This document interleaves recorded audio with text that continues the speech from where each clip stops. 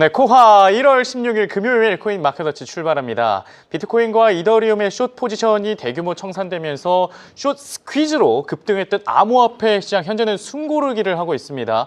미 상원이 암호화폐 시장 구조법 일명 클래리티 법 심의를 일시 중단해서 향후 입법 추진이 불투명해진 것도 가격 상승에 제약을 걸었는데요. 더 자세한 코인 시장 관련된 소식 한경 블록체인 전문 미디어 블루비트의 이수연 기자와 그리고 블록스트리트 최주은 기자와 함께 알아보도록 하겠습니다. 어서 오십시오.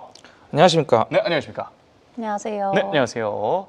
네, 그럼 본격적으로 현재 암호화폐 시장의 전반적인 흐름을 살피며 오늘의 코마워를 시작하겠습니다. 뉴스메타의 키보 차트를 통해 살펴봅니다. 먼저 키보 토탈 라인 차트 확인해 보도록 하겠습니다. 시장 전체 흐름을 살펴볼 수 있는 차트를 할 수 있는데요. 단기 추세선인 주황색 RSI 라인 계속해서 상승 흐름 보여주고 있습니다. 다만 장기 추세선 초록색 시그널 라인이 RSI 라인 따라서 가야 되는데 그렇지 못하고 횡보하는 모습 보여주면서 장단기적으로 혼조세를 보이고 있다. 이렇게 분석을 할 수 있겠고요.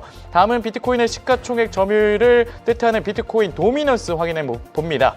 59.08%입니다. 아직은 비트코인의 비중이 높은 모습이라 할 수 있겠고 이어서 USDT의 시가총액 점유율을 보여주는 테더 도미넌스는 5.78%입니다. 다행히 우리 주은 기자가 항상 강조했던 6%대 아래를 잘 유지하고 있습니다. 그래서 암호화폐도 잘 버티고 있다. 이렇게 해석을 할 수 있겠죠.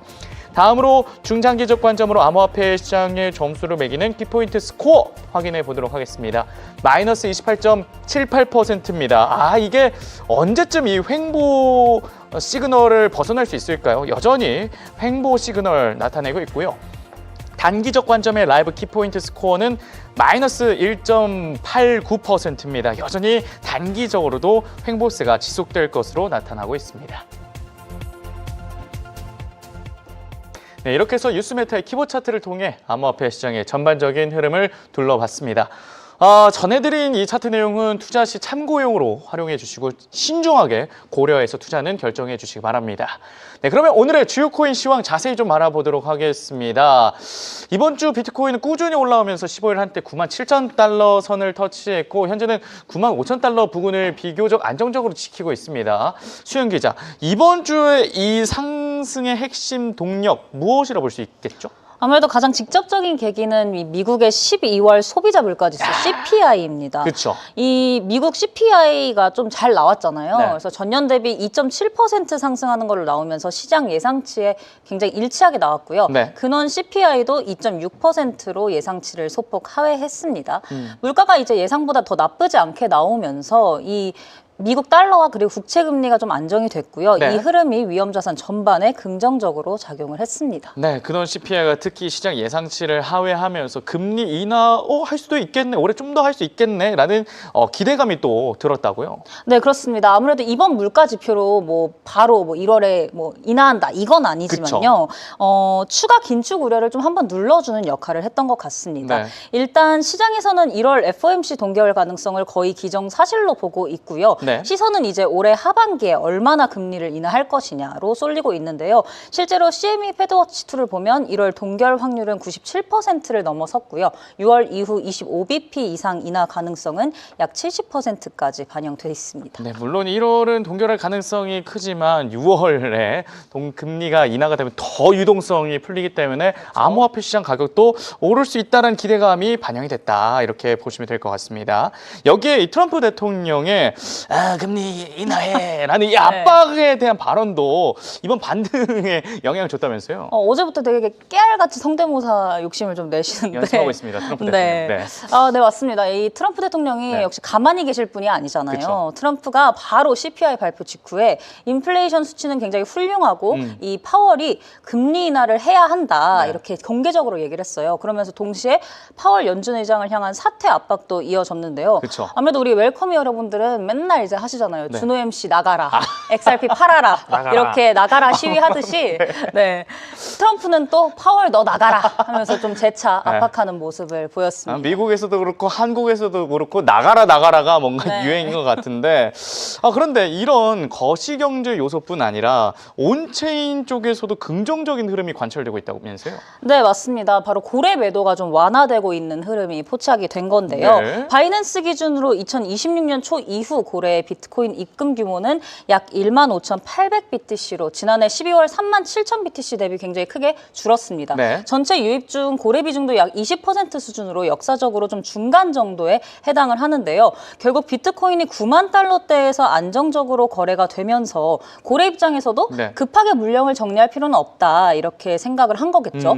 다만 이제 가격이 더 올라갈 경우에 1월 후반부에는 다시 고래 입금이 늘어날 가능성은 좀 열어둘 필요가 있겠습니다. 그렇죠. 이제 고래분들도 이 투자 감각이 있으실 거 아니에요. 그렇죠. 그러니까 조금 더 올라가겠지라는 마음에서 현재 이 매도를 멈추고 있다라는 게 온체인 데이터 상에서 포착이 됐다 이렇게 보시면 될 것 같고요.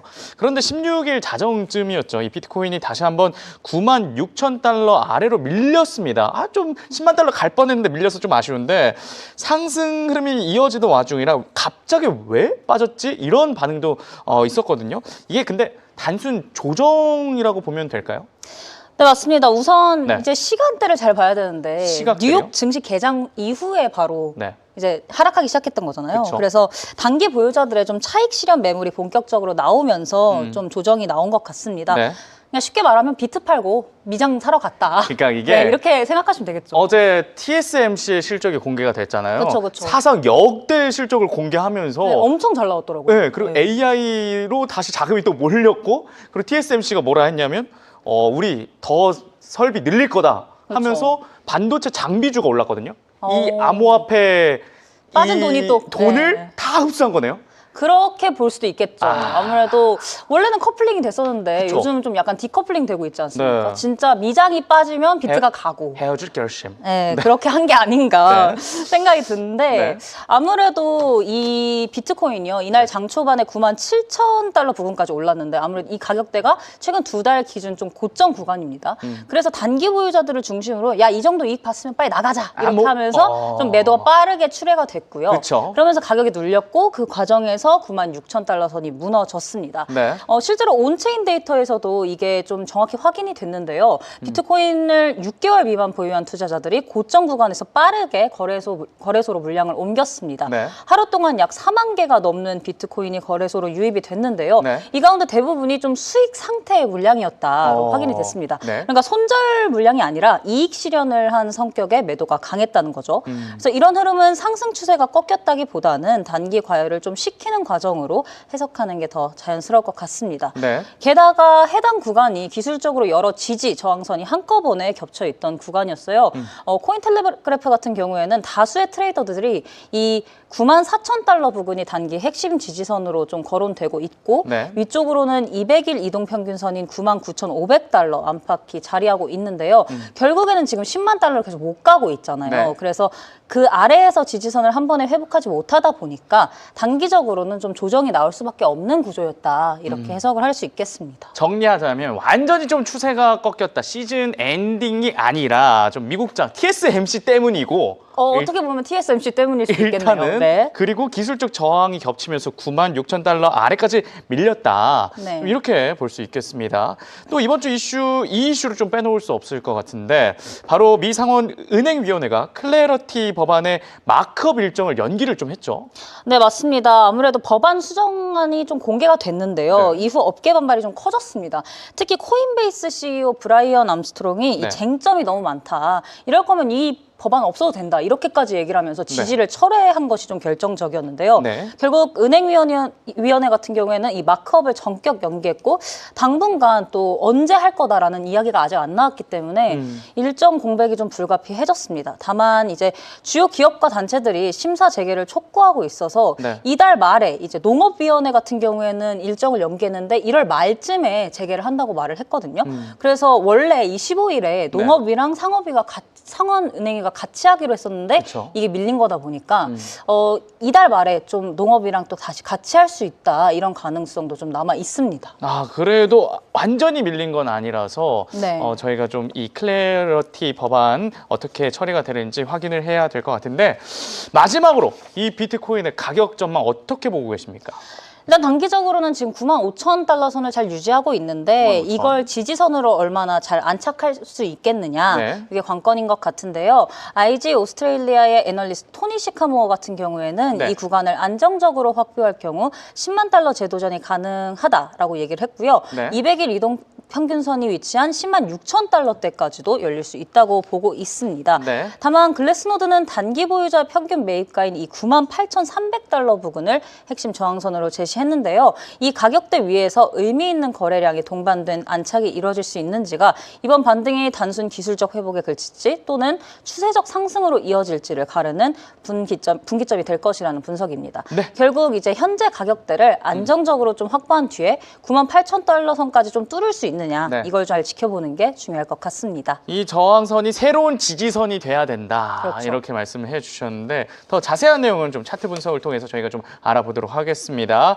그런데 오랜만에 372명, 와 300명 넘는 우리 시청자분들께서 함께하고 계신데요. 좋아요 많이 눌러주시면 저희 방송 제작하는데 굉장히 큰 힘이 됩니다. 좋아요 많이 눌러주시고 구독도 눌러주시면 대단히 감사하겠습니다. 자, 이렇게 해서 비트코인 살펴보고 있는데 비트코인 최 기자님, 네. 차트상으로 바라본 이 비트코인의 상황 어떻게 좀 진단을 하고 계십니까? 네, 상황에 앞서 네. 우리 다 같이 좆댓구알 좋아요.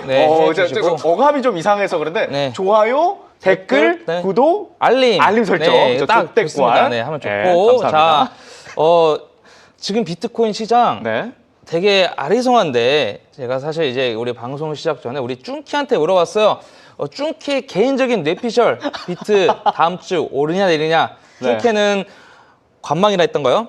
내릴 것 내릴 것 같다. 네. 그리고 우리 솔수영 기자는 관망. 아니, 그쵸. 그러니까 이제 뭔가 이게 횡보할 것 같다. 이렇게 네. 했는데 저는 개인적으로 다음 주에 좀 좋은 흐름이 나오지 않을까라고 지금 보여집니다. 네. 우선 메타 차트에서도 단기적으로 좀 보여지는 게 뭐냐면 지금 이렇게 뭐 셀 시그널이 나오는 것이 중요한 게 아니라 요 항상 MACD라고 해서 이 초록이 빨강이 요거 배불뚝이 있죠. 네. 저는 항상 요거를 어떻게 보냐면은 이 배불뚝이 이렇게 2번 정도 나오고 이렇게 뿔뚝해졌으면 어느 네. 정도 이 하락이 좀 마무리가 되었구나라고 생각을 해요. 마무리가 판단합니다. 되었다? 네, 네. 어. 근데 지금 이미 배불뚝이 이렇게 뿔뚝 나왔는데도 그래서 어제 뭐 엊그저께 좀 하락했는데 사실 네. 하락이 크지가 않았어요. 그렇잖아요. 보니까 97,800달러까지 갔다가 뭐 깨작깨작 내려와서 뭐 몇백 달러 빠진 것밖에 없어요. 그래서 지금 그쵸, 뭐 그쵸. 보니까 네. 95,700달러 뭐 그래도 양호합니다. 그래서 배불뚝이가 이미 커졌는데도 이미 그래도 양호한 수준이 있다라는 거는 어느 정도 이렇게 지금 차익 실현 매물이 별로 나오지 않다라고 좀 해석이 되고 있고 네. 알파 차트 상에서도 이미 다시 이 노랭이 선이 다시 올라왔어요. 그리고 물론 캔들 아래에 있지만 캔들이 좀 다시 이 노랭이를 피축하고 이제 뚫어버릴 그런 좀 기세를 좀 펼치고 있거든요. 네. 그래서 이 키보스코어에서도 여전히 비트코인이 지금 최근에 이제 파죽치사처럼 올라가지고 뭐 이제 빠지는 것이 아니냐 할 수 있는데 여기 지금 초록이가 네. 그래도 여전히 이 빨강색 선 아래에서 다시 발산 이렇게 한번 다시 발산하려는 그런 좀 움직임이 보인다. 자, 그러면 차트부터 봐야 되겠죠. 자, 네. 차트 테더 도미너스 보겠습니다. 테더 도미너스 보면 어우. 여전히 이 주황이야 빨강색 선이 5.96과 6%는 쳐다도 보면 안 된다고 말씀을 드렸어요. 그래서 그쵸. 지금 다행스럽게도 잘 쳐다볼 버티고 듯 말 듯하게 이렇게 윗꼬리를 이렇게 그리고 있어요. 그죠? 그래서 앞으로 지금 남은 주말 굉장히 좀 중요한데 갑자기 여기 이렇게 쳐다보게 되면 이게 다시 올라가게 되면 네. 지금 말씀드린 좀 해피엔딩 시나리오는 좀 꼬꾸라지겠다. 그런데 지금 현재 흐름상은 그런 것보다는 그래 여기서 이렇게 짜잘하게 놀다가 한 번 더 이렇게 아래로 빠질 수 있는 그림을 저는 아하. 기대를 하고 있어요. 네. 자, 왜 그러냐면 지금 근본적인 것부터 좀 보여드리려고 그래요. 왜 그런지 코인 시가총액 차트입니다. 피보나치 수열. 네, 토탈. 자, 토탈 이게 그 코인 전체 시가총액 차트고 네. 제가 또 하나 알려드릴게요. 피보나치 수열. 우리 고등학생 때, 중학생 때 이거 배웠는지 모르지만 사실 저는 수포자였습니다. 여기에는 황금 비율이라는 것이 존재하는데 수포자 말 들어도 되는 거예요? 네. 예, 살다 보니 이거의 중요성을 깨닫고 열심히 공부했습니다. 아, 그러니까 공부하셨어요? 늦었습니다. 네, 그래서 이 황금 비율이라는 것이 존재하는데 이 숫자가 0 그리고 0.618 예, 그리고 1.6 이렇게 있어요. 네. 1.6 이렇게 뭐 숫자가 있는데 중요한 건 여기 숫자 보시면은 실제로 지금 이 코인 시가총액 차트 전체에서 그래도 지금 이 바닥을 이미 이렇게 잡고 나서 여기도 제가 미리 잡아뒀던 구간이죠. 네. 지금 이 5 구간을 지금 한번 터치했어요. 그런데 사실 5보다 더 중요한 것은 0.618 여기가 황금 비율이래요. 그래서 보통 차트가 이렇게 한번 피보나치 수열상 이렇게 그 0.38에 맞아 0.38에도 중요하고요. 그래서 이런 구간에서 바닥을 다지면 이 황금 비율까지 되돌아가는 경향이 있어요. 네. 이건 이제 통계적으로 좀 높은 확률이 나오는데 그래서 사실 제가 이 차트와 업비트의 주봉 차트에서 제가 저번에 전 방송에서 이 피보나치 보여드렸잖아요. 그래서 높은 확률로 여기 피보나치 비트코인 주봉 차트상 0.5나 0.618까지는 되돌림을 한번 발생시킬 수 있겠다라고 말씀했고 지금 이미 거진 이런 차트적인 흐름이 좀 어느 정도 형성이 됐거든요. 그래서 지금 적어도 1억 5천만 원 부분까지는 충분히 기술적으로도 반등할 여지가 있겠다. 그래서 그 구간이 어디냐면은 비트코인 차트상 대략 여기 10만 뭐 3,485달러. 그래서 여기를 그냥 뭉뚱그려서 100K라고 잡으면은 저는 일단 다음 주에 100K까지 한다. 100K를 한번 터치는 하지 않을까라는 야. 보는데 단 전제 조건이 뭐냐면 지금 또 잡아드린 구간 있죠. 여기 93945. 네, 93945. 그리고 현재 지금 잘 버티고 있는 여기 박스 여기 9만 5천 여기 9만 4천 여기 달러 부근대에서 지금 박스를 잘 그리고 있잖아요. 네. 그래서 여기를 무조건 여기 지켜내야 그 된다. 네, 우리 비트코인 병장이라고 칠게요. 그래서 이 말년 병장이니까 여기서 철조망을 잘 아주 정갈하게 만들어주면 네. 좋겠습니다. 그러면 다음 주에 여기 100K를 한번 터치하는 그런 움직임이 나올 것으로 보이고 그와 동시에 테더 도미넌스도 여기서 이렇게 빠져주는 움직임 나오겠죠. 그래서 이게 제가 가장 보는 메인 시나리오인데 요것이 갑자기 이제 한마디로 뭉뚱 애매하게 되는 그런 시나리오가 바로 테더 도미넌스는 이 쳐다도 봐서는 안 되는 이 주황색, 빨간색 구간. 예, 여기를 다시 터치하게 되는 것이라든지 아니면은 비트코인이 여기 93945를 이탈해버리는 움직임이 네. 나와서 다시 90279를 위협하는 움직임이 나면은 그러면 이 시나리오는 잠정 보류가 되겠다. 그러나 지금 확률은 그렇게 높지가 않은 것으로 보입니다. 네, 그 쳐다보야 되는 그 봐야 되지 않는 선 테더 도미넌스를 안 가면 네. 10만 달러까지 갈 가능성이 훨씬 높다라고 그렇죠. 말씀을 해주셨습니다. 이렇게 해서 비트코인 차트 분석까지 저희가 좀 살펴봤고요. 다음은 이더리움 살펴보도록 하겠습니다. 이더리움 흐름도 나쁘지 않습니다. 완만한 상승세 이어가면서 3,300달러 선을 지금 돌파하면서 3,308달러 선에 거래가 되고 있는데 이더리움 이번 상승 배경 좀 어떻게 보면 좋을까요? 물론 당연히 비트코인의 상승 동력이 된 이 거시경제 이슈도 분명히 영향을 끼쳤겠지만요. 그쵸. 이번 주 이더리움의 상승은 구조적인 지표들이 동시에 개선된 결과로 보는 게 좀 맞을 것 같습니다. 네. 가장 먼저 눈에 띄는 건 이 네트워크 사용 지표입니다. 온체인 분석업체 산티모트에 따르면 최근 이더리움 네트워크의 신규 지갑 생성수가 하루 평균 32만 7천 개로 역대 최고 수준을 찍었습니다. 신규 지갑 생성수가 이렇게 많으면 이더리움 나 사고 싶어 이런 수가 많아지는 네, 거잖아요. 그만큼 수요가 많아졌다고 네. 볼 수 있겠죠. 그래서 이거에 대해서 산티먼트 같은 경우에는 지난해 이 12월 푸사카 업그레이드 이후로 네트워크 비용 부담이 좀 완화가 됐고 네. 그러면서 신규 사용자 유입이 본격적으로 유입됐다라고 분석을 했습니다. 네. 실제로 이 가스비가 낮아지자 소액 사용자와 신규 참여자들이 다시 이더리움으로 유입되는 흐름이 좀 뚜렷해졌습니다. 확실히 지난해 있었던 12월 푸사카 업그레이드가 이 이더리움의 가격 방어와 가격 상승세에 일조를 하고 있는 흐름이 지금도 나타나고 있네요. 그런데 이 실사 이용 측면에서도 좀 변화가 좀 있었다면서요? 네, 그렇습니다. 단순히 지갑만 늘어난 게 아니라 네. 실제 사용도 좀 늘었습니다. 오. 이 지난해 4분기 이더리움 네트워크에서 처리된 스테이블 코인 전송 규모가 네. 약 이 8조 달러로 사상 최대치를 좀 기록을 했습니다. 네. 이는 결제, 정산 등 실사용 영역에서 이더리움이 여전히 좀 핵심 인프라로 역할을 하고 있다. 이렇게 보여주는 지표라고 볼 수 있겠죠. 네. 그리고 지난주에 이어서 이 이더리움 하면 좀 스테이킹도 좀 눈여겨봐야 되는 있는데 스테이킹 흐름도 이번 주 이더리움 강세를 떠받치는 또 하나의 축이 됐다면서요.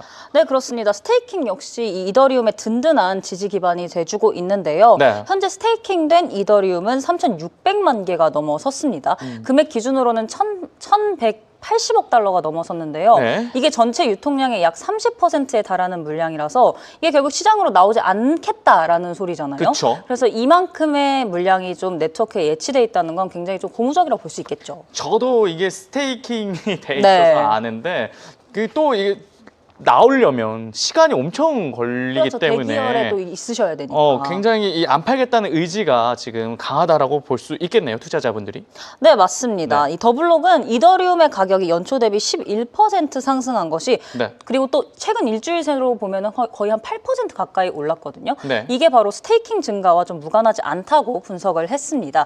특히 이 흐름을 주도한 건 기관 투자자들인데요. 대표적인 사례가 톰 리의 비트마인. 네, 맞습니다. 네. 매번 언급하는 것 같아요. 그렇죠. 네, 비트마인은 현재 약 네. 417만 개의 이더리움을 좀 보유하고 있는데 네. 이 중 125만 개 이상을 스테이킹에 예치하고 있습니다. 그러니까 이처럼 대형 기관들이 이더리움을 단기 트레이딩 대상이 아니라 장기 보유 자산이자 이 네트워크 참여 자산으로 인식하고 있다는 점이 굉장히 중요합니다. 그리고 이게 지난 10월 10일 이후로 파생 상품에 대한 이 열기가 식었는데 하지만 지금 이제 활동 재개가 됐고 또 레버리지 수요 회복도 이번 반등에 좀 영향을 주고 있다면서요? 네, 맞습니다. 이 바이낸스 기준으로 네. 이더리움 미결제 약정이 약 86억 달러까지 늘어나면서 네. 지난해 10월 9일 이후 가장 높은 수준을 기록했습니다. 10월 대규모 청산 이후 미결제 약정이 좀 크게 줄었다가 그쵸. 오랜 기간 큰 변동 없이 좀 유지가 됐었는데요. 다시 서서히 늘어나고 있는 모습입니다. 네. 이번 미결제 약정 증가 같은 경우에는 과거처럼 단기간에 레버리지가 좀 급격하게 쌓이는 흐름과는 좀 다른데요. 네. 이더리움 가격이 4,300달러 안팎의 비교적 낮은 구간에서 움직이고 있는데 투자자들이 이제 포지션을 하나씩 다시 쌓아가고 있는 상황으로 볼 수 있습니다. 그러니까 단기적인 가격 변동에 베팅을 하기보다는 이제 앞으로 더 상승할 거다 이걸 염두에 두고 천천히 시장에 복귀하고 있는 참여자들이 늘어나고 있다고 해석할 수 있겠죠. 스테이킹 물량도 높아지고 있고 또 파생 시장에서도 참여도도 높아지고 있어서 이더리움의 가격 전망 괜찮아 보이는데 가격 전망 좀 살펴주시죠. 일단 중장기적으로는 여전히 좀 낙관적인 전망이 많습니다. 네. 일단 스탠다드 차타드 같은 경우에는 네. 1월 보고서에서 네. 2026년을 이더리움의 해라고 규정을 했습니다. 네. 솔 기자님께서는 별로 안 좋아하시겠어요? 그렇죠. 이제 우리 네. 주은 기자님께서는 사실 올해가 네. 솔라나의 해라고 규정을 했는데 그렇죠. 네네네. 스탠다드 차타드는 조금 다르게 보고 있는 것 같습니다. 네. 그래서 이제 이더리움 해라고 좀 규정을 하면서 올해 연말 목표를 7,500달러로 제시를 했습니다. 잠깐만요. 지금 이더리움이 네. 3,300달러 선에서 거래되고 있는데 7,500달러면 거의 뭐 2.5배죠. 와 이렇게 기관 말대로만 가면 얼마나 좋을까요? 그러니까요. 그 네. 염원을 담아서 좀 네. 말하는 대로 갈 수 있게 네. 말하는 대로 한번 불러주시면 안 됩니까? 또 중코너 개장하라고요? 네, 그러니까 아, 7,500달러 올 연말 가자 이런 마음을 담아서 제가 네. 이제 예전에 부르신 걸 좀 봤는데 되게 네. 잘 부르시더라고요. 알겠습니다. 불러주세요. 7,500달러 가기 위하는 바람으로 말하는 대로 한번 말하는 대로 뭐야 같이 불러주시네. 같이 부르세요. 오, 좋습니다. 말하는 대로 좋습니다. 오케이, 7,500달러 간다면 좋겠네요. 네, 알겠습니다. 네. 그러면 근데 이거는 솔직히 7,500달러 장기 전망이잖아요. 네. 그런데 단기 전망도 저희가 좀 살펴봐야겠죠? 근데 굉장히 두 분 듀엣하셔도 되겠네요.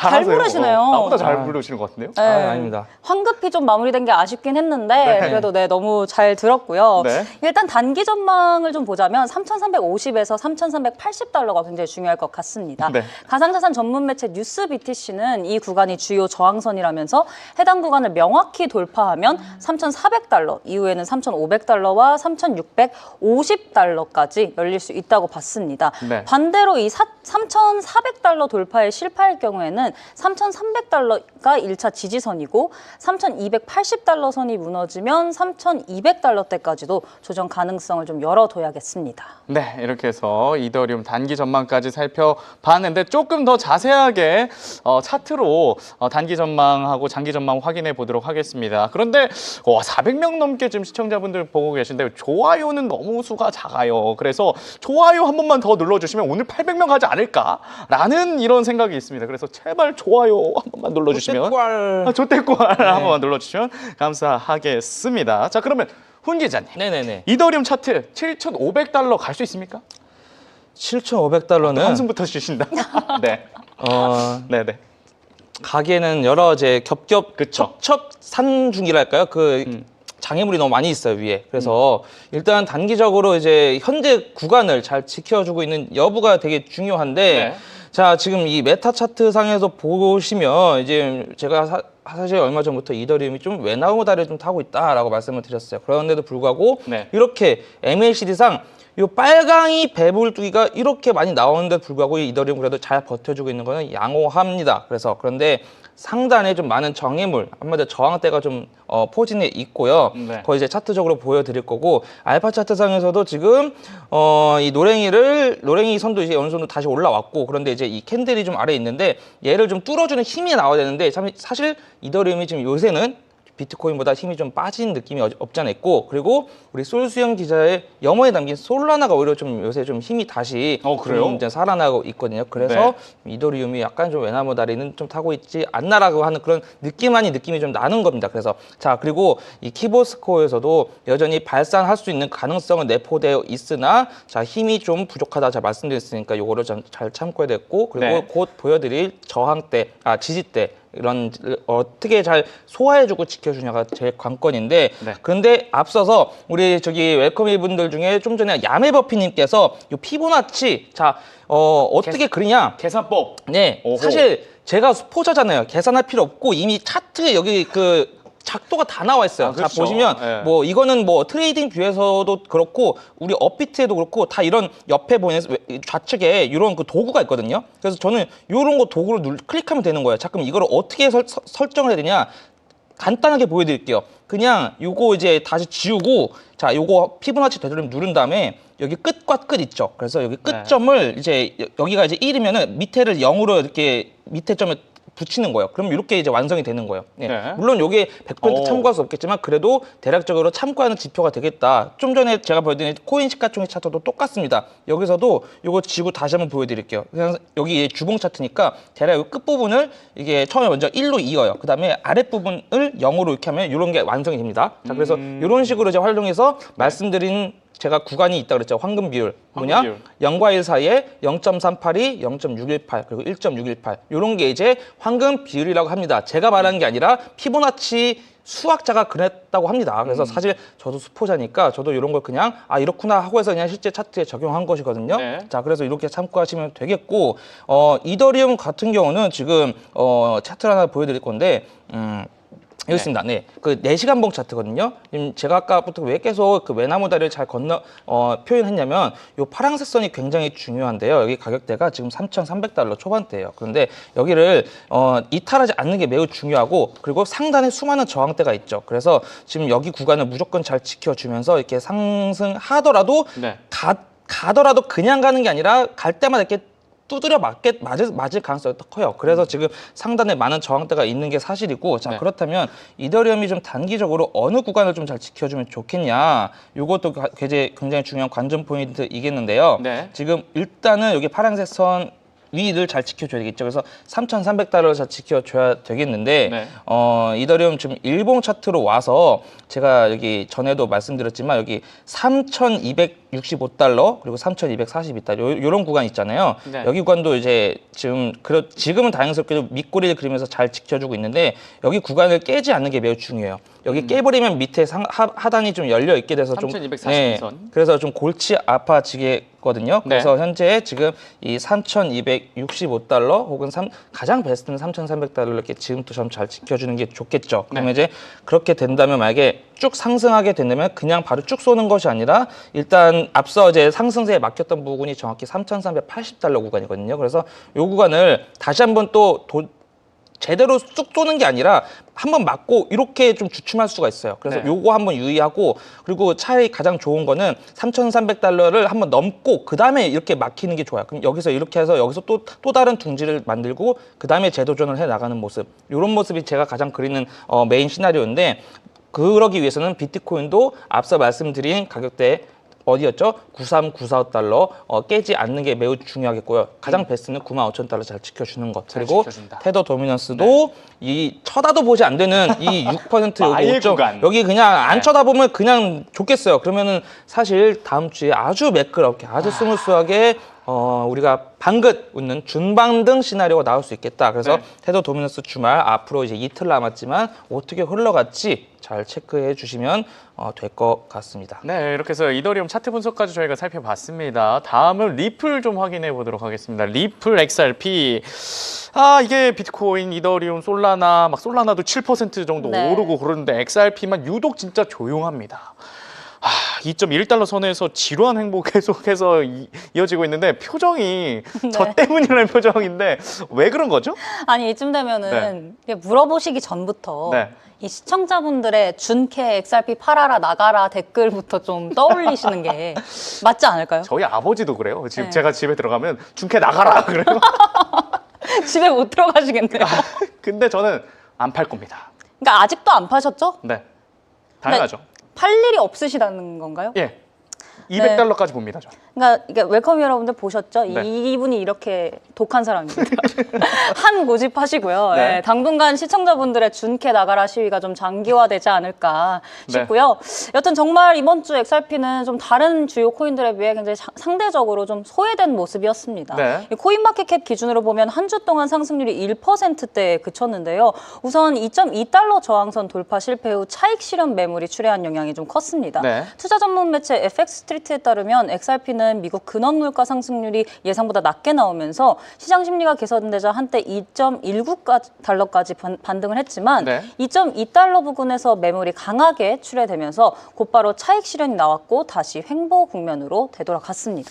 온체인 데이터 지표만 봐도 확실히 투자 심리가 과열됐다라고 보기에는 되게 어려운 상황이네요. 네, 맞습니다. 이 온체인 데이터도 같은 얘기를 하고 있는데요. 이 크립토 퀀트에 따르면 바이낸스 기준 XRP 거래량 G스코어는 약 0.44로 30일 평균을 소폭 웃도는 수준에 그쳤습니다. 이 지표는 최근 거래량이 평균 대비 얼마나 과열됐는지를 보여주는 지표인데요. 현재 수치는 좀 투기적 매수세가 물린 상태와는 좀 거리가 있다라고 볼 수 있고요. 결국 강한 매수도 또 강한 매도도 없는 상태에서 이 매수와 매도가 비교적 좀 균형을 이루고 있다 보니까 가격이 좀 뚜렷한 방향성을 찾기보다는 횡보 움직임을 보이고 있다, 이렇게 분석을 할 수 있겠습니다. 이 가격이 좀 오르려면 어떤 그 매수세로 좀 언밸런스하게 움직여줘야 되는데 이게 밸런스하게 움직이다 보니까 너무 밸런스합니다. 너무 답답하네요. 근데 이 가격이 답답한 것과 달리 기관 수요 쪽에서는 긍정적인 얘기도 나온다면서요? 네, 맞습니다. 아무래도 이 부분이 XRP의 좀 차별점일 것 같은데요. 소서밸류 데이터에 따르면 이 지난해 11월 출시된 XRP 현물 ETF에는 누적 기준 12억 달러 이상의 순유입이 발생했습니다. 그러니까 단 하루를 제외하면 거의 매일 자금이 들어왔다는 점이 좀 눈에 띄는데요. 같은 기간 비트코인 현물 ETF에서는 약 24억 달러가 순유출됐습니다. 비트코인이 지난 10월 고점을 찍은 이후 시장 전반이 약세였다는 것을 감안을 한다면 이 XRP ETF로의 꾸준한 자금 유입은 상당히 좀 이례적인 흐름으로 평가가 됩니다. 그러니까 가격은 정체돼 있지만 기간 수요는 꾸준히 쌓이고 있다는 의미입니다. 그리고 규제 쪽 이슈도 이 XRP에는 중요한데 미국 상원의 이 가상자산 시장 구조 법안 초안에 XRP의 상당한 중요한 좀 내용이 담겼다면서요? 네, 맞습니다. 아마 어제 방송에서도 살짝 다뤘던 것 같은데요. 이 엘리너 테렉 크립토 아메리카 진행자에 따르면 현재 논의 중인 미국 상원 가상자산 시장구조 법안 초안에는 2026년 1월 1일을 기준으로 미국 증권거래소에 상장된 ETF나 ETP의 기초자산으로 편입된 토큰을 비부수 자산으로 간주하는 내용이 담겼습니다. 근데 이게 만약에 확정되면 비트코인과 이더리움 이 큰 형님들과 거의 동등한 대우를 받을 수 있다면서요? 네, 그렇습니다. 아무래도 오. 이 조항이 유지될 경우에는 XRP뿐만 아니라 지금 ETF 나와 있는 코인들 있잖아요. 네. 솔라나나 도지코인이나 체인링크 같은 알트코인들이 이 비트코인과 이더리움이랑 또 동일한 규제 대우를 받을 수 있다. 이런 해석이 나오고 있습니다. 네. 그래서 추가 공시 의무에서도 좀 제외가 되면서 증권성 논란이 항상 이제 알트코인들을 괴롭혔는데 네. 여기서 좀 상당 부분 벗어날 수 있게 되고요. 다만 아직 좀 상원은행위원회 심의와 또 수정 과정이 있기 때문에 조항은 언제든지 바뀔 가능성이 여전히 남아 있습니다. 네. 그래서 시장에서는 좀 기대와 경계를 동시에 가져가는 분위기입니다. 네, 이렇게 해서 XRP 리플 관련된 내용 저희가 좀 살펴봤고요. 훈 기자, 네네네. XRP 기술적 상황 좀 어떻게 좀 볼 수 있을까요, 지금? 네, 그 전에 방금 이제 우리 웰컴이 분들께서 네. 그 제 화면이 잘렸다고 해서 제가 빠르게 보여드릴게요. 바로 피보나치 수열 어떻게 하는지? 네, 어렵지 않고 이렇게 네. 차트 옆에 보시면은 여기 옆에 요거 있죠, 요거 친절하시네요. 이렇게 네. 선으로 쭉쭉쭉쭉 된 거. 요거 이렇게 마우스 갖다 대면 여기 피보나치 되돌림 나오거든요. 이런 식으로 요거 누르면 됩니다. 업비트도 마찬가지예요. 업비트 여기 보면은 여기 요거 한 있잖아요. 요거 옆에 갖다 대면 피보나치 되돌림 이렇게 나오거든요. 그래서 네. 요거 클릭하셔서 이제 하시면 돼요. 그래서 옆에 있는 그 도구창들을 네. 잘 활용하자. 이제 요거 이제 있겠고. 친절한 주은 씨. 네. 자, XRP 이제 왔습니다. XRP. 자, XRP 지금 메타 차트 상으로도 지금 잘 저점.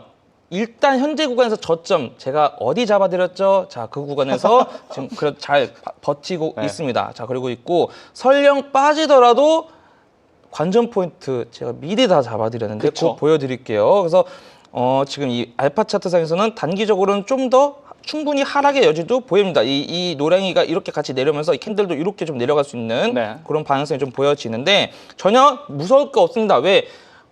잡을 떨어지면 벌릴 수 있는 구간 제가 다 잡아드렸죠. 다시 그쵸. 곧 보여드릴게요. 네. 자, 그리고 키보스코어 상에서도 지금 이 초록이가 이렇게 기고 있는데 얘가 이제 좀 더 기면서 가격은 좀 더 하락할 수 있겠고 거기서 이제 다시 반등하는 걸 우리는 그거를 가지고 우리는 대응해야 되는 거예요. 그래서 일단 차트적으로 와서 첫 번째 이 외화 차트, 이 달러 차트에서 미리 잡아드렸던 이 2.02달러, 07달러 구간 여기 박스 때 지금 정확히 다시 또 왔어요. 그래서 여기가 지금 굉장히 탄탄한 또 이제 저점으로 좀 작용하고 있고 두 번째 제가 업비트 가격으로 알려드렸죠. 네. 자, 오랜만에 알파 스퀘어로 와서 여기 그 3,000달러 그리고 2986 뭐 2,900 달러가 아니구나. 저기 3,000원 그리고 저 2,900원대 그리고 이제 2,800원대 그리고 2848까지 단기적으로 요 이제 네 구간을 좀 제가 잡아드렸어요. 그래서 이 자금을 만약에 XRP를 뭔가 신규로 들어가고 싶다 하시는 네. 분들은 지금 우선 관전 포인트는 3,000달러나 2,986원 자꾸 달러라고 하지. 자, 3,000원이나 2,986원 이런 정도에 오면은 한번 좀 분할로 해갖고 전부 다 몰빵하는 게 아니라 이게 피자처럼 쪼각쪼각 쪼개셔가지고 한번 도전을 해보시면 또 쏠쏠하게 손익비 좋게 수익을 얻을 수 있겠다가 이제 관전 포인트고 지금 떨어지더라도 이 3,000원과 2848까지 이 네 개의 가격대 제가 보여드리니까 네. 요거 양 위에 선은 여기가 3,000원이고 요 맨 밑에 선이 2,848원입니다. 그 사이에 제가 이렇게 박스를 그어놨거든요. 가격대를. 그러니까 이런 구간대는 한번 올 수는 있겠다. 그러나 전혀 무서워하지 말고 이런 데는 오히려 기술적 반등을 노릴 수 있는 구간이니까 그렇게 보시면 될 것 같습니다. 네, 이렇게 해서 주요 코인의 이슈와 동향 살펴봤고요. 특이한 움직임을 보인 코인 이슈로 확인해 보이는 코인 레이더 지금 바로 시작합니다.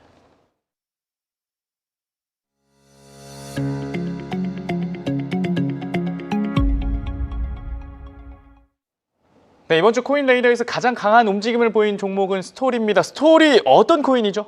네, 일단 네. 굉장히 단기간에 급등한 코인으로 주목을 많이 받았습니다. 그쵸. 스토리는 이미지, 음악 그리고 NFT, AI 모델과 같은 창작물을 블록체인 위에서 직접 토큰화할 수 있도록 설계된 레이어 1 프로젝트입니다. 네. 단순 발행이 아니라 이 저작자 표시나 사용 조건, 로열티 분배 구조까지 스마트 컨트랙트에 담는 방식이 좀 특징인데요. 네. 특히 AI 콘텐츠 확산 국면에서 원 저작자의 권리를 기술적으로 보호하려는 시도가 주목을 받고 있습니다. 그럼 스토리 코인 어떤 역할을 한다고 볼 수 있을까요? 있을까요? 네, 스토리코인은 네트워크 수수료 결제랑 이제 스테이킹에 쓰이는 네이티브 토큰이라고 보시면 되는데요. 네. 이 네트워크의 이용이 늘어날수록 실수요가 발생하는 구조라는 점이 좀 핵심입니다. 그래서 네트워크 이용이 좀 늘어나서 지금 실수요가 발생한 건데 급등 배경으로 뭡니까?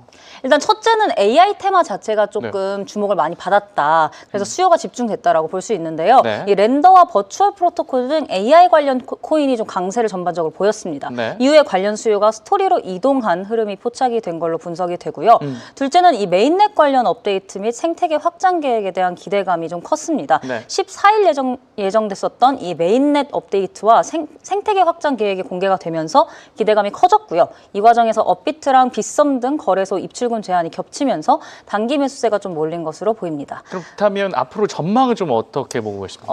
네, 일단 전망을 보자면 2.57달러를 잘 이제 기술적으로 지키는 게 좀 중요할 것 같습니다. 네. 그래서 이거를 좀 안정적으로 안착을 하게 된다면 이게 추세 지속이 좀 될 수도 있겠다라고 볼 수 있을 것 같습니다. 네, 이렇게 해서 스토리 코인까지 저희가 살펴봤습니다. 지금까지 이수연 기자와 최준 기자 함께했습니다. 도움 말씀 고맙습니다. 네. 저희는 잠시 뒤에 블록체인 기업 CEO와 함께하는 크립토 인사이드에서 블록체인 전문가 이유진 패널과 함께 블록체인 기술 관련된 이야기들 나눠보도록 하겠습니다. 잠시 준비되는 동안 시청자 댓글 확인해 보도록 하겠습니다. 오늘 금요일인데 이렇게 감사하게도 300명 넘게, 아까 400명 넘게 시청자분들이 참여를 해주셨더라고요. 좋아요 구걸하는 것 같아서 죄송하지만 좋아요 한 번만 눌러주시면 대단히 감사하겠고요. 그리고 서인님, 땅빈 님, TH팡님 온도 궁금합니다. 온도 파이낸스 말씀하시는 거 맞겠죠? 네, 온도 궁금합니다. 이렇게 말씀해 주셨고, 그리고 준재님도 오셨고, 간장우동님도 오셨고, JH킴님도 오셨고, 오늘 네모나님 굉장히 많은 분들이 이렇게 참여해 주시고 계신데 궁금한 코인 중계 나가라 하지 마시고 궁금한 코인 올려주시면 저희가 또 열심히 준비를 해드리고 있으니까 많이 남겨주시면 좋겠습니다. 그리고 간장우동님께서 오늘 기자님들 굿굿굿이라고 또 칭찬을 이렇게 남겨주셨는데 저희 밖에서 감사합니다라고 외치는 우리 기자님들의 모습 살펴볼 수 있었습니다.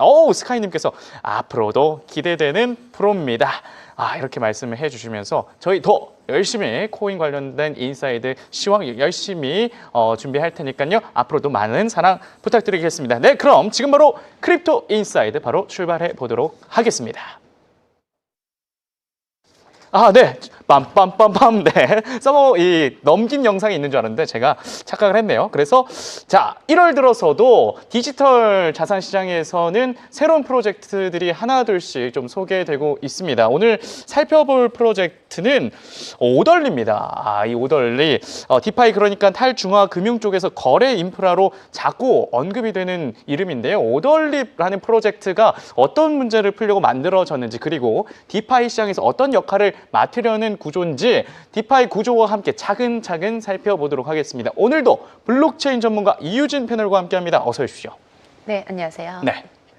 네, 우리가 흔히 말하는 디파이 정말 용어 자체가 일단 많이 어렵습니다. 네, 오늘 소개해드릴 오덜리 네트워크는 이름 그대로 시장의 오더, 질서를 잡기 위해서 나타난 전략적인 프로젝트입니다. 네. 오늘 오덜리 프로젝트를 시작으로 디파이 구조에 대해서 그리고 앞으로 어떤 방향으로 설계될지에 대해서 한번 알아보도록 하겠습니다. 네, 이 본격적으로 오덜리를 이야기하기 전에 디파이 시장을 전체적으로 훑어주시면 좋을 것 같아요. 뭐 암호화폐 하면 디파이, 그렇죠. RWA 이런 네. 이야기가 나오는데 생소하실 수도 있어서 그래서 우리가 흔히 디파이 1.0, 2.0 이런 말을 하잖아요. 지금은 어디쯤 와 있을까요? 네, 굉장히 중요한 질문입니다. 그래서 네. 디파이는 크게 세 단계로 나눌 수 있는데요. 네. 먼저 디파이 1.0은 이자 농사의 시대였습니다. 유니스왑 같은 곳에 코인을 예치하면 담보로 해서 이자를 받는 것만으로도 은행 없이도 이렇게 금융이 되네라고 열광했던 단계입니다. 그쵸. 네, 그리고 디파이 2.0 단계는 유동성 관리의 시대였습니다. 각자가 각 거래소마다 유동성 확보를 위해서 노력했던 시기였고요. 네. 지금은 이제 디파이 3.0이라고 해서 기존의 체인과 체인 사이의 경계를 허물 수 있는 시도가 본격적으로 일어나고 있습니다. 네. 그래서 흩어진 유동성들을 하나로 통합하려는 시도가 지금의 시점이라고 할 수 있겠습니다. 네, 쉽게 말하면 디파이 1.0은 개인과 개인의 이자 거래고 2.0은 개인과 개인의 이자 거래 모임이 생겼고 그쵸. 3.0은 이 모임과 모임을 연결해 준다. 네, 맞습니다. 이렇게 좀 설명을 할 수 수 있겠는데 그런데 일반 사용자 입장에서는 사실 디파이 거래가 여전히 좀 어렵고 불편하게 느껴진다는 이야기가 있습니다. 딱 한 번만 해봐도 체결이 왜 이렇게 불안정하지? 이런 느낌을 받는다는데 이유가 뭡니까? 일단 특징을 좀 살펴봐야 될 것 같은데요. 네. 일단 첫 번째로는 시장을 통제하는 관리자가 없습니다. 그리고 두 번째로는 이런 유동성이라고 하는 것들이 파편화되어 있다는 것이 문제로 보여지는데요. 네. 뭐 주식 거래를 할 때 떠올려 보면 한국거래소나 이런 증권소 같은 경우에는 중앙화된 집권자에서 매수와 매도자도 좀 연결시켜주고 호가창도 띄워줍니다. 그러나 지금 디파이 같은 경우에는 그 역할을 사람이 아니라 스마트 컨트랙트라는 코드가 대신해서 설정을 해줍니다. 네. 그러다 보니까 시장 관리자가 없는 장터에 가깝습니다. 장터. 네, 그래서 뭐 은행도 없고 증권사도 없고 시장 관리자도 없다 보니까 대신 이 프로그램 하나의 규칙에 의해서 좀 이행이 됩니다. 그래서 이 구조는 굉장히 좀 혁신적인데 말씀하신 것처럼 디파이의 문제를 좀 초래하기도 합니다. 네. 시장에 뭐 상인이 충분히 많으면 괜찮은데 상인이 적다 보면 물건 가격이 들쑥날쑥해지거나 여러 가지 문제가 생기는데요. 네. 이 부분에 있어서 디파이의 문제점들도 볼 수 있습니다. 이게 이 은행 같은 경우에는 지급 준비금이라는 게 있으니까 유동성 우려가 막 크지는 않은데 디파이 금융은 돈의 흐름, 이 유동성들이 이 원툴이니까 일반 분들이 좀 불안해 하시는 것 같아요. 네, 맞습니다. 네. 그래서 유동성의 개념을 조금 더 봐야 될 것 같은데요. 유동성을 단순하게 얘기하면 네. 내가 원할 때 원하는 가격에 원하는 물량만큼 살 수 있으면 유동성이 좋다라고 표현을 합니다. 그쵸. 그리고 반면에 내가 원하는 것들에 대해서 제때 제 가격에 사지 못하면 저희가 유동성이 악화됐다라고 표현을 하는데요. 네. 많이 뭐 내가 살려고 매수 버튼을 누르는 순간에 갑자기 가격이 확 튀어오르거나 내가 팔려고 매도 버튼을 누르는 순간에 네. 가격이 갑자기 확 떨어지는 것을 저희는 슬리피지라는 용어를 사용을 합니다. 유동성이 부족해서 나타나는 네, 거죠? 맞습니다. 아. 그래서 슬리피지는 네. 마치 이렇게 얼음판과 같이 미끄러지듯이 가격이 떨어진다라는 의미를 지니고 있습니다. 그런데 이거는 좀 디파이만의 문제는 아닐 것 같은데 중앙화 거래소도 괜찮습니까? 저희 청산 때도 한번 슬리피지라는 용어를 저희가 나왔던 것처럼 중앙화 거래소 원리는 똑같습니다. 하지만 상황이 조금 다릅니다. 네. 바이낸스나 업비트 같이 이런 대형 중앙화된 거래소는 전 세계 사람들이 한 곳에 모이기 때문에 거대한 호수와 같습니다. 네. 그래서 저희가 돌을 던져도 크게 출렁이지 않습니다. 약간 잔잔하게. 네, 맞습니다. 그러네요. 그러나 디파이처럼 유동성이 이렇게 파편화돼 있으면 네. 작은 웅덩이이기 때문에 돌을 던지는 순간 가격이 각자가 다 출렁입니다. 그래서 조금만 큰 거래가 와도 가격이 출렁이는 것이 이 디파이의 좀 특징이라고 할 수 있습니다. 설명을 너무 쉽게 해주셔서 이해가 잘 가는데 중앙화 거래소야 뭐 진짜 사람들이 광기에 야 다 나가자 이러지 않는 이상 돈이 충분하기 때문에 덜 불안한데 이 디파이는 쪼개져 있어서 더 불안하다라고 정리를 할 수 있겠습니다. 그런데 이 탈중앙 거래소는 특히 체결 가격이 좀 불안정하다고 느끼는 경우가 많다고 들었는데 이건 왜 그런 겁니까? 네, 이것 또한 마찬가지로 구조적인 특징을 좀 봐야 되는데요. 네. 디파이에는 AMM이라고 해서 자동 마켓 메이커 방식이 있습니다. 네. 쉽게 비유하면 이런 알고리즘 자판기입니다. 네. 그래서 사람이 직접 이 가격에 얼만큼 사겠습니다라는 걸 주문서에 넣는 게 아니라 네. 직접적으로 알고리즘이 작용을 해서 풀에 있는 본인들의 자산을 비율 공식에 따라서 가격이 자동으로 설정이 됩니다. 그래서 유니스왑 같은 디파이 거래소가 이에 좀 해당이 되고요. 네. 이 구조는 소액 거래를 할 때는 굉장히 편리합니다. 왜냐하면 속도가 빠르기 때문에요. 빠르니까. 자판기에서 누르면 바로 나오는 것처럼 아하하. 네, 속도가 빠른데 네. 문제는 가격이 그 물량이 클 때입니다. 그쵸. 그래서 구조 자체가 대량으로 물량을 넣을 때는 가격이 천차만별로 뛰게끔 설정이 돼 있기 때문에 네. 그래서 전문 용어로 저희가 프라이스 임팩트가 크다라고 표현을 합니다. 그러니까 아까 자판기 비율을 들어주셨는데 자판기에 만약에 콜라가 많이 없는 상태에서 대규모로 주문을 하면 이게 유동성 문제가 생길 네, 수도 있는 맞습니다. 거잖아요. 이게 문제점이라는 건데 또 그런데 우리가 지금 흔히 아는 주식시장에서 볼 수 있는 주문창, 호가창 이런 게 없는 구조라면서요? 네, 그래서 기존에는 돈을 빌리거나 할 때 이제 중개인 구조가 있잖아요. 그러나 은행이 필요했지만 디파이는 앞서 말씀드린 것처럼 이렇게 컴퓨터 코드인 스마트 컨트랙트가 그 역할을 대신합니다. 네. 그러다 보니까 기존 주식 시장에서 삼성전자를 우리가 뭐 7만 원에 10주를 매수하겠다라는 것을 오더북이라고 하는데 디파이에서는 이 AMM이 이제 그냥 지금 이 시세로 바꿔줘라는 시장가 주문밖에는 안 됩니다. 그러다 보니까 아까 말씀드린 말씀드린 이런 유동성 파편화까지 같이 겹쳐지면 뭐 A 거래소에서는 물건은 많은데 살 사람이 없고 뭐 네. B 거래소에서는 살 사람이 많은데 물건이 물건이 없고 없고. 네, 이런 어허. 문제가 발생을 합니다. 그러다 보니까 내가 100만 원치만 살려고 해도 뭐 여기저기 가격도 다르고 이렇게 비싸게 네. 체결이 되는 그런 비효율성이 발생하게 되고 있습니다. 네, 저희가 디파이에 대해서 지금 설명을 나누고 있는데 간장우동님께서 2,000원 슈퍼챗을 쏴주시면서 대표님 네. 그냥 개인 코인 유튜브 하나 파시죠. 너무 지금 설명을 간장우동님은 너무 궁금합니다. 어떤 어떤 분인지. 분이신지 그렇죠. 근데 너무 네. 설명을 잘 해주셔서 아, 이런 또 슈퍼챗 성원이 네, 감사합니다. 쏟아지고 있습니다. 그러니까 이 디파이가 중개소가 없다는 게 좀 장점이긴 하지만 통제 시스템이 결여돼 있기 때문에 비율이 발생되는 게 문제를 할 수 있겠죠.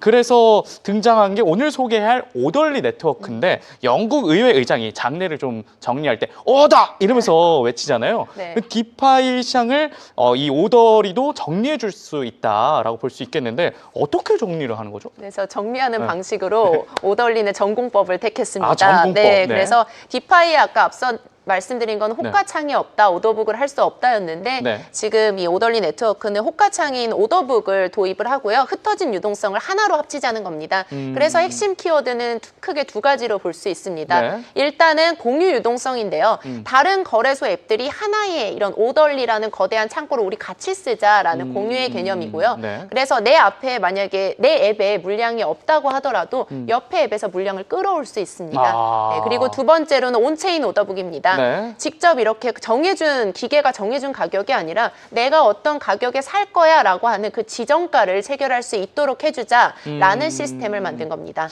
앱에 유동성이 없으면 옆집에서 빌려온다. 이게 참 쉬운 아이디어인데 이걸로 좀 문제를 해결을 했네요. 네, 맞습니다. 곳간에 돈이 있으니까 정밀한 주문도 가능하고요. 네, 네. 그래서 정말 공유 유동성에다가 지금처럼 체결도 지정해서 할 수 있기 때문에 네. 저희가 파생거래 같은 거에는 0.1%만 바뀌어도 사실 크게 이익을 좌지우지하잖아요. 뭐 몇 배 레버리지가 껴올 수도 있으니까요. 네, 그래서 이 경우에 굉장히 유리하기 때문에 오덜리 같은 경우에도 네. 파생 시장을 중심으로 좀 타겟하고 있습니다. 네. 대표님, 여기서 시청자분들이 좀 헷갈릴 수 있는 게 하나가 있는데 오덜리는 거래 인프라라고 하셨는데 시청자분들은 인프라라는 말이 좀 생소하게 들리실 수도 있거든요. 정확히 이 인프라 뭘 말하는 거죠? 저희가 배달 앱 같은 경우를 네. 보면 저희가 배달 앱을 할 때는 그냥 단순 주문만 하잖아요. 네. 하지만 이제 앱 뒷면에 보면 저희가 주문을 하는 순간에 실제로 체결이 되고 주문이 이루어져서 정산되는 구조까지 뒷단이 나옵니다. 그래서 결제를 처리하고 있는 이 뒷단의 시스템을 우리는 인프라라고 부르는데요. 네. 오델리도 마찬가지입니다. 사용자는 그냥 평소처럼 거래소 앱을 쓰는데 하지만 매수나 매도를 누르는 순간 그 주문을 받아서 체결을 시키고 정산까지 해주는 그 뒷단의 구조를 수행을 하는 겁니다. 네. 그래서 흔히 이제 오덜리는 B2B 솔루션이라고도 할 수 B2B, 있는데요. 이제 수많은 디파이 거래소들이 각자 자기들 서버 개발해서 비용 많이 들이지 말고 네. 오덜리 서버에서 한 번에 우리 같이 유동성 공유하자라는 개념입니다. 여러 가지 섬들이 있는데 네. 이게 오덜리가 하나로 좀 이어주는 인프라 역할을 한다. 네, 맞습니다. 이렇게 볼 수 있겠군요. 그런데 이 방식이 최근 글로벌 디파이 시장의 가장 큰 화두인 모듈화와도 맞닿아 있다면서요? 네, 앞서서 네. 지금 세 단계로 해서 지금 디파이 3.0을 보여드렸는데요. 네. 지금 이 모듈형 같은 경우가 지금 3.0에 해당이 됩니다. 모듈화. 그래서 네. 앞에 섬끼리 같이 이렇게 따로따로 있었다고 하셨잖아요. 네. 그걸 다르게 표현하면 1인 식당으로 본인들의 이제 모든 과정들을 혼자가 다 해결을 했다고 하면 네. 지금 디파이 3.0 모듈형 시대 때는 저희가 흔히 이제 공유 주방이나 푸드코트 시스템이라고 하는데요. 각자의 오덜리 같은 이런 전문 영역들을 한 번에 다 주방 엔진 역할을 하면서 디파이 네. 3물을 공유하는 구조입니다. 그럼 이 모듈형 엔진들이 기존의 섬 같았던 이 디파이 거래소들과 비교했을 때 어떤 점이 좀 다르다고 볼 수 있을까요? 일단은 가장 큰 건 연결성인 거죠. 연결성. 네, 기존의 섬들이 이제 각자가 있다고 하면 오덜리 같은 경우에는 이 섬들을 잇는 저희가 옴니체인이라고 부르는데요. 네. 아비트럼에 있는 사람, 뭐 폴리곤에 있는 사람, 네. 여러 가지 섬에 있는 사람을 오덜리라는 다리 위에서 한꺼번에 만날 수 있게 하는 겁니다. 네. 그래서 뭐 준호 MC님이 네. 뭐 아비트럼 섬에서 코인을 대량으로 살려고 했는데 했는데 물량이 없는 거예요. 거예요. 그쵸. 그러면 예전에는 여기서 지갑 빼가지고 브릿지 해서 옆섬에 있는 솔라나 섬 가가지고 거기에서 다시 매수 체결하고 너무 해야 힘들죠. 됐는데 그럼 이 와중에 수수료도 있을 거고요. 네. 그 과정 중에 가격이 바뀔 수도 있잖아요. 네. 하지만 이 구조를 생략하고 이제는 아비트럼 섬에서 그냥 체결을 눌러도 옆 섬에 있는 솔라나 섬에 물량을 가져오는 구조입니다. 오더리를 통해서? 네, 맞습니다. 아. 그래서 뒷단에서 이렇게 네. 오덜리 엔진은 솔라나에 있는 유리한 그런 가격 구조를 순식간에 가져와서 체결을 이행해 주는 겁니다. 이 오더리 보니까 그냥 큰 배가 있는 중개상이다. 네, 맞습니다. 이렇게 좀 보면 될 것 같습니다. 오늘은 이렇게 오더리라는 하나의 프로젝트를 중심으로 이 디파이 거래가 그리고 이 토큰 이야기를 근데 또 제가 빼먹을 뻔했는데 네네. 오더리 토큰 어떤 짧게 구조가 어떻게 되죠? 네, 오덜리 토큰은 이런 오덜리 인프라를 사용하는 데 있어서 일단은 오덜리 거래량이 증가를 하게 되면 수수료로 저희가 가치가 공유될 수 있고요. 네. 두 번째는 스테이킹입니다. 그래서 예치를 하면 네트워크 보안과 유동성에 기여했다고 물량을 받을 수 있고 네. 마지막으로는 뭐 새로운 체인을 어떤 걸 연결할까라는 이런 의사 결정을 할 때 거버넌스 역할을 하는데 이 토큰이 사용됩니다. 네, 이렇게 해서 오더리 토큰까지 저희가 살펴봤습니다. 오늘 저희가 준비한 소식은 여기까지입니다. 저희는 다음 주 이 시간에 다시 찾아뵙도록 하겠습니다. 시청해주신 여러분 고맙습니다.